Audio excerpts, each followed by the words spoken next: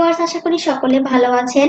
আজ আমি আপনাদের জন্য আরো একটি খুবই মজার রেসিপি নিয়ে এসেছি। আর আজকে আমি আপনাদের তৈরি করে দেখাবো কাকরোলের পুর। কাকরোল দিয়ে যে এত মজার একটি রেসিপি তৈরি করা যায় আমি নিজেও জানতাম না। আমি প্রথমবার তৈরি করেছি, খেতে ভীষণই মজা হয়েছে। আর এই কাকরোলের পুর তৈরি করা খুবই সহজ, কিন্তু খেতে ভীষণই মজার। আশা করি রেসিপিটি আপনাদেরও খুবই ভালো লাগবে। চলুন তবে সময় নষ্ট না করে ঝটপট আমরা কাকরোলের পুর তৈরি করে ফেলি। আমি এখানে পুর তৈরি করার জন্য নিয়েছি 5টি কাকরোল। এবার আমি কাকরোলগুলোকে ধুয়ে কেটে নেব। আমি কাকরোলগুলোকে খুব ভালোভাবে ধুয়ে পরিষ্কার করে মাঝখানে কেটে নিয়েছি এবং পর্যাপ্ত পরিমাণের পানি দিয়ে চুলায় উঠিয়ে দিয়েছি সেদ্ধ করার জন্য।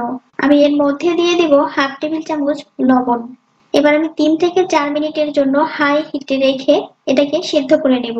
খুব ভালোভাবে সেদ্ধ করে নিলে পুর তৈরি করার পরে খেতে ভীষণই মজা লাগে। আর যদি আধা সেদ্ধ করে নেওয়া হয় তাহলে পুর তৈরি করার পরে খেতে একটু কচকচা হয়। তাই আমি খুব ভালোভাবে এটাকে সেদ্ধ করে নেব। আমি 4 মিনিট পর ঢাকনা উঠিয়ে নিচ্ছি। আর এই 4 মিনিটে কাকরোলগুলো খুব ভালোভাবে সেদ্ধ হয়ে গেছে। এবার আমি কাকরোলগুলোকে নামিয়ে ঠান্ডা করে নেব। কাকরোলগুলোকে আমি একটি প্লেটের উপর নিয়েছি এবং ঠান্ডাও হয়ে গেছে। এবার কাকরোল থেকে মাঝের যে বিচির অংশগুলো থাকে এগুলোকে আমি চামচ দিয়ে আলাদা করে নেব।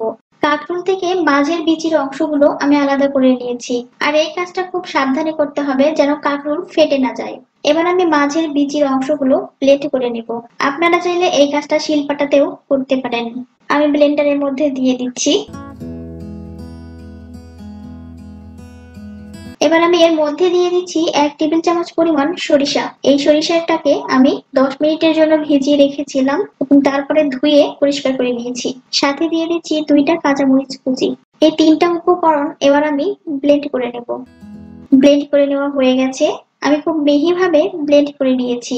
এবার আমি এর মধ্যে দিয়ে দেব হাফ কাপ পরিমাণ পেঁয়াজ কুচি, স্বাদ মতো লবণ, সামান্য পরিমাণ হলুদের গুঁড়ো দেওয়ার পরে আমি খুব ভালোভাবে মিশিয়ে নেব। মিশিয়ে নেওয়া হয়ে গেছে। এবার আমি এই মিশ্রণ কাকরোলের মধ্যে দিয়ে দেব। আমি ঠিক কিভাবে দিচ্ছি ভিডিওতে দেখতেই পাচ্ছেন।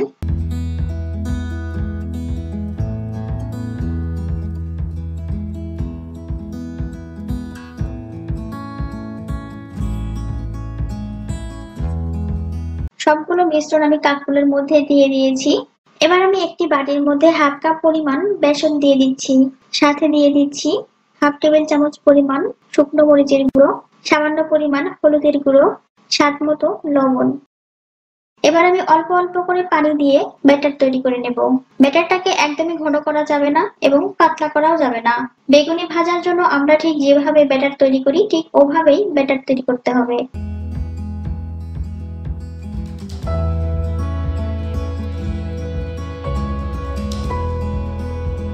বেসনের ব্যাটার তৈরি করা হয়ে গেছে। এবার আমি কাকরোলগুলোকে একটা একটা করে বেসনের ব্যাটারের মধ্যে দিয়ে চতুর্পাশে বেসনের ব্যাটার দিয়ে মাখিয়ে নেব।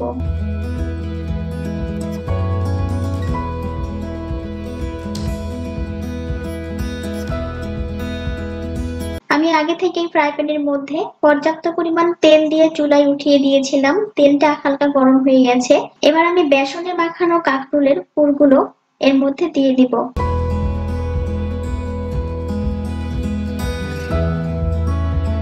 দিয়ে দেওয়ার পরে এবার আমি চুলার আঁচটা মিডিয়াম থেকে লো এর মাঝামাঝি রেখে উল্টিয়ে পাল্টিয়ে হালকা বাদামি করে ভেজে নেব।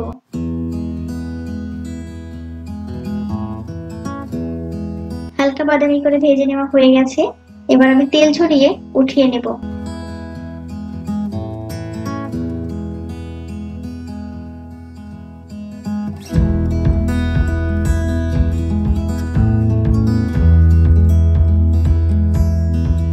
সবগুলো ভেজে উঠিয়ে নিয়েছি। দেখতে অনেকটা ডিমের চপের মতো লাগছে, কিন্তু এই কাকরোলের পুর রেসিপিটি ডিমের চপের থেকেও খেতে ভীষণই মজার। পুর ভরা এই কাকরোলের রেসিপি ছোট কিংবা বড় সবার অনেক পছন্দের। আপনারা আমার এই ভিডিও ফলো করে অবশ্যই বাড়িতে রেসিপিটি তৈরি করে খাবেন। আশা করি সবারই ভীষণ পছন্দ হবে। আর ভিডিওটি কেমন হয়েছে তা অবশ্যই কমেন্টস করে জানাবেন। আজকের মতো এখানে বিদায় নিচ্ছি। আবারও ফিরে আসবো নতুন কোনো সহজ এবং মজার রেসিপি নিয়ে। সেই পর্যন্ত সবাই ভালো থাকবেন, সুস্থ থাকবেন। আল্লাহ হাফেজ।